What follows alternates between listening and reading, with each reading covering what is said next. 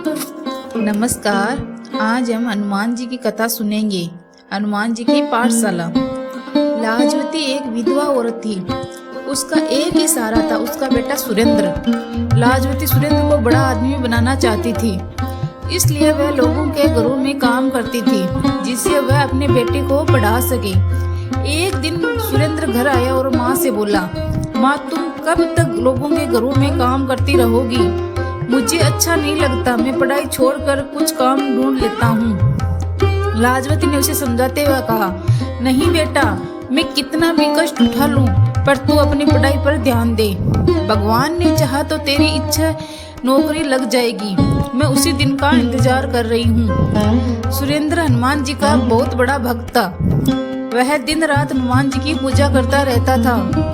एक दिन वह हनुमान जी के मंदिर में गया और बोला, बाबा माँ तो कुछ सुनती नहीं है, आप ही बताओ मैं क्या करूँ, आप ही उन्हें समझाओ। वह बजरंगबली के सामने बैठकर बातें करता रहा। उससे विश्वास था कि बजरंगबली उसकी माँ को समझा देंगे और वह सुरेंद्र को काम करने के लिए इजाजत दे देगी। इसी तरह समय बीत रहा था। कुछ दिनों बाद सुरेंद्र की पढ़ाई पूरी हो गई। उसके बाद सुरेंद्र नौकरी ढूंढने लगा। वह सुबह उठकर हनुमान जी के मंदिर जाता, उसके बाद नौकरी की तलाश में निकल जाता। पूरा दिन घूमने के बाद वह निराश होकर घर वापस आ जाता। एक दिन उसे उदास देख लाजवती ने कहा, बेटा तू इतना परेशान क्यों है? आज नहीं तो कल नौकरी लग जाएगी, बजरंगबली सब ठीक कर देंगे।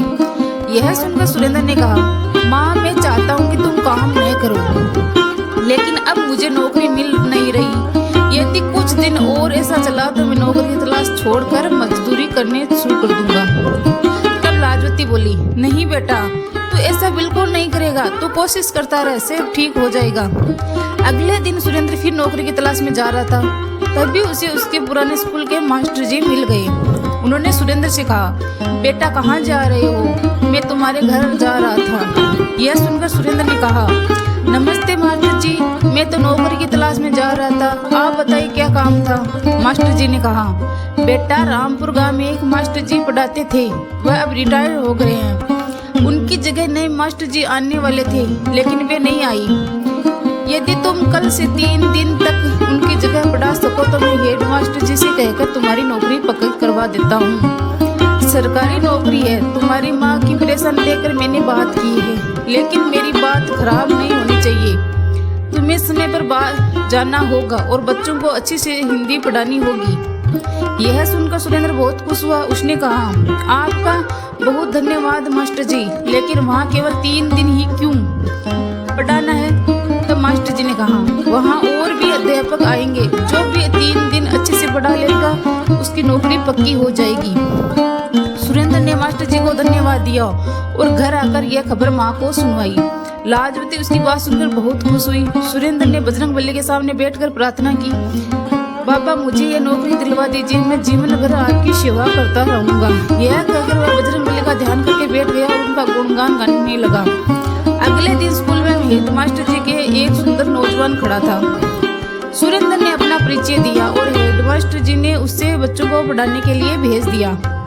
कक्षा में जाता ही बच्चों ने अपने नए मास्टर जी को नमस्ते की। तो मास्टर जी ने कहा, बच्चों हमेशा नमस्ते नहीं कहते, राम राम कहा करो, इसे भगवान राम तुम्हारे सारे काम बना देंगे और सामने वाला भी खुश हो जाएगा। बच्चों को नए मास्टर जी बहुत अच्छे लगे। वे सारे दिन भगवान राम का चरित्र उन्हें सुनाते रहे, रामायण की चौपाइयां बच्चों को याद कराते रहे। इसी तरह 3 दिन बीत गए। तीसरे दिन हेडमास्टर जी कक्षा में आए और उन्होंने बच्चों से पूछा, बच्चों नए मास्टर जी ने क्या पढ़ाया? एक बच्चे ने कहा, राम राम मास्टर जी। उसके बाद उस बच्चे ने रामायण की चौपाई सुनाई, भगवान राम का गुणगान। यह सुनकर हेडमास्टर जी ने कहा, अरे मास्टर जी आपने कमाल कर दिया, इतना तो हम कई वर्षों से भी नहीं सिखा पाते जितना आपने 3 दिन में सिखा दिया। आपकी नौकरी पक्की हो गई। मैं आपके मास्टर जी के हाथ से चिट्ठी भिजवा दूंगा, आप अपना सामान लेकर आ जाना। अगले दिन मास्टर जी ने सुरेंद्र का दरवाजा खटखटाया। सुरेंद्र ने दरवाजा खोला तो सामने मास्टर जी खड़े थे। सुरेंद्र उन्हें लेकर घर के अंदर आया।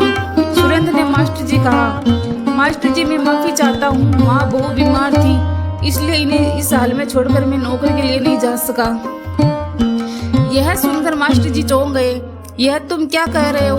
उस स्कूल हेडमास्टर ने मुझे यह चिट्ठी दी है और तुम्हारी नौकरी पक्की हो गई। उन्होंने कहा, तुम्हारे भेजे हुए मास्टर जी ने तो बच्चों को इतना अच्छा पढ़ाया, आज तक कोई नहीं पढ़ा सका। तब सुरेंद्र ने कहा, लेकिन मैं तो वहाँ गया ही नहीं, मैं तो यहीं घर पर ही था। मास्टर जी ने कहा, लेकिन वे तो कह रहे थे कि तुमने बच्चों को राम नाम की दीक्षा दी है, एक एक बच्चे को रामायण की चौपाई पढ़ा दी और जो भी वही कहीं नहीं भूल पाएंगे। जब तुम नहीं गए तो वहाँ पढ़ाने कौन गया था? तुम्हारी नौकरी तो पक्की हो गई। यह सुनकर सुरेंद्र रोने लगा। उसने कहा, मेरे बजरंगबली मेरी जगह पढ़ाने पहुँच गए। यह काम केवल वही कर सकते हैं, राम राम की दीक्षा वही दे सकते हैं। हनुमान जी स्वयं मेरे लिए कष्ट उठाने पहुँच गए। यह कहकर हनुमान जी के सामने रोने लगा। तब लाजवती ने कहा, बेटा, हनुमान जी ने तेरी सारी परेशानियां समाप्त कर दी। मास्टर जी भी उसकी बात सुनकर दंग रह गए। उन्होंने कहा, बेटा, तुझ पर बजरंगबली की बहुत कृपा है। वे तेरी परेशानी देखकर दौड़े दौड़े चले आए। अब तू उनका नाम ले, कल से नौकरी शुरू कर दे। अगले दिन सुरेंद्र सुबह मंदिर गया और हनुमान जी के सामने बैठकर ध्यान करने लगा। उसके बाद वह विदा ले गया और वहां से बच्चों को पढ़ाने लगा। सुरेंद्र और लाजवती बहुत खुशी से रहने लगे। सुरेंद्र विद्यालय से आने के बाद सारा समय बजरंगबली का गुणगान करता रहता था।